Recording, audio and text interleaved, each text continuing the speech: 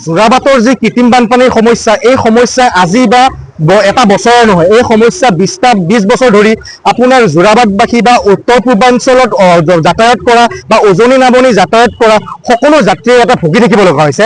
এই যি কৃত্ৰিম বানপানীৰ সমস্যা, এই সমস্যাটো আমাক যোৰাবাটবাসী বা যিখিনি ভুগি থকা যাত্ৰীক আমাক সমাধান লাগে। ইয়াত কোনো আমাক ব্লেম গেম নালাগে বা ইয়াত আমাক কোনো ৰাজনীতি নালাগে। এবাৰ কংগ্ৰেছ কি বুলি কয় US টিমক খেলিব, এবাৰ মেঘালয়ক খেলিব, এবাৰ অসমক খেলিব, তেনেধৰণৰ বাতাবৰণ বা তেনেধৰণৰ আমাক সমালোচনা বা ৰাজনীতি নালাগে।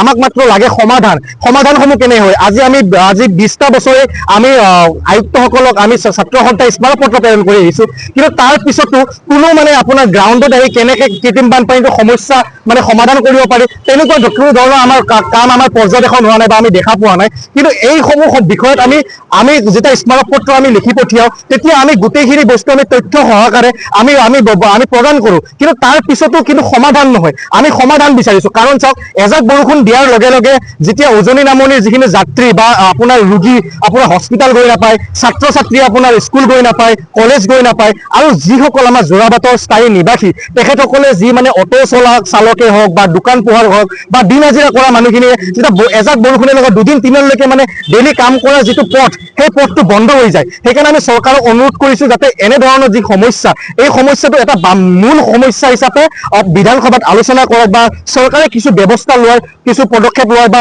মুখ্যমন্ত্ৰী ডাঙৰীয়াই সমস্ত বিষয়টো যোৰাবাটৰ যি কৃত্ৰিম বানপানীৰ সমস্যা বিষয়টো, এই সমস্যাটোৰ বিষয়টো আপোনাৰ হস্তক্ষেপটো আমি স্থানীয় ৰাইজে আৰু আমি ছাত্ৰ সন্থাই বিচাৰিছোঁ।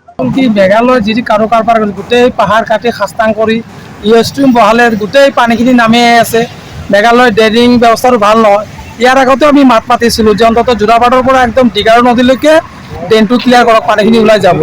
গতিকে অখিল গগৈ ডাঙৰীয়াকো মই অনুৰোধ জনাইছোঁ, আপুনি অন্ততঃ ষ্ট্ৰীমৰ এগেইনষ্টত এটা ধৰ্ণা লগোৱা ইয়াত আহি, যে গোটেই মেঘালয়ৰ পাহাৰ খনন কৰি আছে আৰু গোটেই মাটি বালি এনেকৈ আহি ড্ৰেইনবিলাক পুতি পানী গৈ আছে ইয়াত।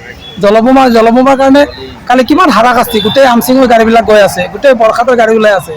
গতিকে মেঘালয়ৰ মুখ্যমন্ত্ৰী অপজিশ্যন আমাৰ যিখিনি আছে, হয় নহয়, তেওঁলোকে অলপ জনায় যে ড্ৰেইনিং ব্যৱস্থাখিনি কৰক, পাহাৰ খনন বন্ধ কৰক, ষ্ট্ৰীমৰ ওপৰত ব্যৱস্থা লওক। আৰু কণ্ঠৰ চাকমাকো অনুৰোধ জনায়, মাননীয় মুখ্যমন্ত্ৰী মহোদয়, মেঘালয়ত অলপ চিন্তা চৰ্চা কৰক। আমাক অশান্তি দিলে পিছলৈকে আপোনালোকে অশান্তি পাব। পিছলৈকে অসমলৈকে আহোঁতে আপোনালোকে ইডালৰ পাৰ্মাৰৰ ব্যৱস্থা কৰিব লাগিব। এতিয়ালৈকে জামটো ভঙা নাই, জাম ভাঙিব কেনেকৈ? পানীবিলাক মস্ত পানী হৈ আছে, গাড়ীবিলাক ফাঁচি আছে, কাৰোবাৰ গাড়ীত পানী সোমাইছে। পানীখিনিৰ উৎস ক'ৰ পৰা আহি আছে হয়নে নহয়? আগতেতো আমি সৰুৰ পৰা ডাঙৰ হ'লোঁ, এনেকৈ দেখা নাই যোৰাবাটত পানী হোৱা। দলং হোৱা বহুত বছৰ হৈ গ'ল। গোটেই মেঘালয়ত খনন চলি আছে। আজি আপুনি চাব, আপোনাৰ গোটেই ভাৰতবৰ্ষৰ ভিতৰত মেঘালয়ত এনেকৈ কণ্ডিশ্যন, গোটেই পলিউশ্যন আমাৰ অসমৰ মানুহ পাই আছে, গোটেই ইণ্ডাষ্ট্ৰী বহাইছে ইয়াত। তাৰপিছত গোটেই অসম আৰু মেঘালয়ৰ সীমান্তত যিখিনি খান্দি আছে, য'ত বালি মাটি আহি পানী আহি এইটো জলবোমা সদৃশ কৰি ইয়াত মানুহৰ হাৰাশাস্তি হৈছে। গতিকে বিৰোধী দলে হওক, আমি অসমৰ স্বাৰ্থত, সকলোৱে অসমৰ স্বাৰ্থত মাত মাতিব লাগিব আৰু ষ্ট্ৰীমৰ এগেইনষ্টত প্ৰতিবাদ সাব্যস্ত কৰিব লাগিব।